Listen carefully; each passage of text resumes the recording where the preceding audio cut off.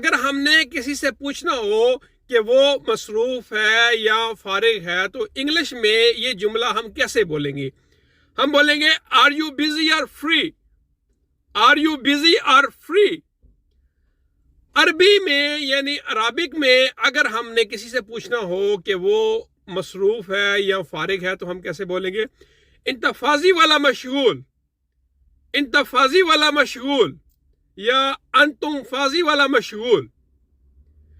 اردو میں اگر ہم نے کسی سے پوچھنا ہو تو ہم کیسے بولیں گے؟ آپ مصروف ہے یا فارغ ہے، آپ مصروف ہیں یا فارغ ہیں۔ اور پنجابی میں اگر ہم نے کسی سے پوچھنا ہو کہ وہ مصروف ہے یا فارغ ہے تو ہم کیسے بولیں گے؟ تسی ویلے ہو یا مصروف ہو، تسی ویلے ہو یا مصروف ہو۔